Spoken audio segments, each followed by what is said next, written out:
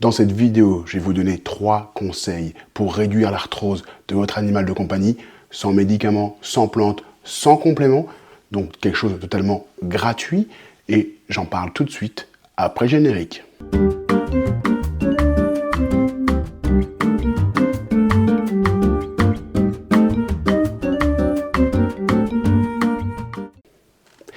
Bonjour et bienvenue sur la chaîne Mado aime les animaux. Gérer l'arthrose de son chien, c'est possible en modifiant aussi l'hygiène de vie. On n'en parle jamais assez, on est tout de suite dans le médicament, dans les compléments, dans le changement alimentaire, mais il y a également des décisions à prendre au quotidien pour essayer de réduire l'arthrose de son chien. Le premier élément, c'est tout simplement faire maigrir son animal.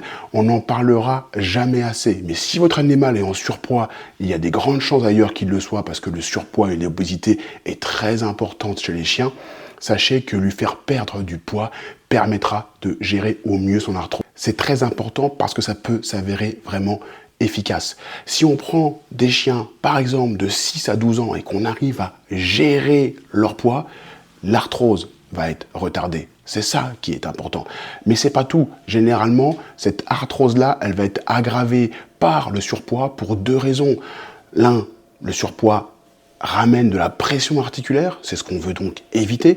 Mais 2 aussi, n'oubliez pas, le surpoids, c'est aussi beaucoup d'inflammation dans le corps. On sait aujourd'hui que les viscères abdominales génèrent cette inflammation qui ensuite va venir imprégner le corps d'une inflammation trop importante et abîmer les articulations.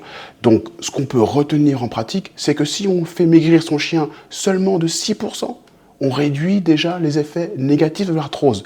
Donc j'ai un chien de 10 kg, il est en surpoids ou largement en surpoids.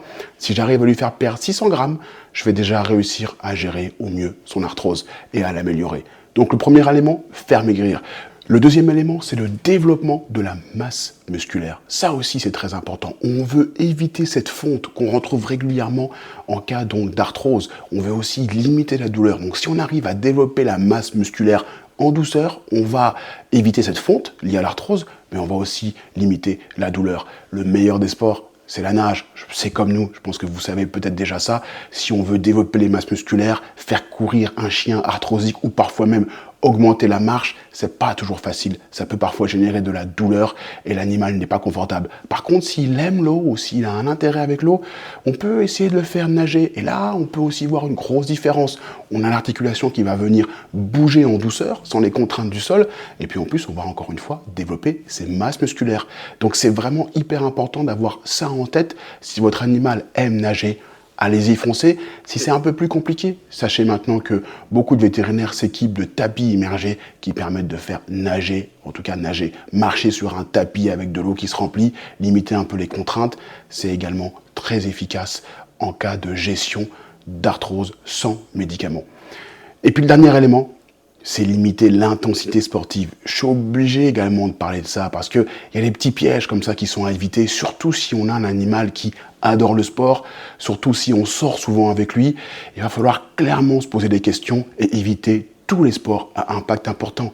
C'est les jeux avec les autres chiens, c'est l'envoi de la baballe, c'est l'envoi du frisbee, tous ces jeux-là qui nécessitent un démarrage rapide, un saut, un changement de direction. Il faut réussir à limiter ça. Il faut vraiment trouver l'énergie pour le faire parce que souvent, je dis souvent, le mental de l'animal, c'est de réussir à le faire. Et pourtant, le physique ne suit plus et c'est à vous, propriétaire, de gérer ça. Voilà donc 3 conseils.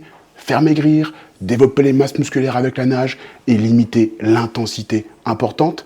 Faites ça déjà et vous verrez les résultats sur votre chien. Partagez, commentez, likez. Moi, je vous dis à très vite sur la chaîne Mado aime les animaux. À bientôt.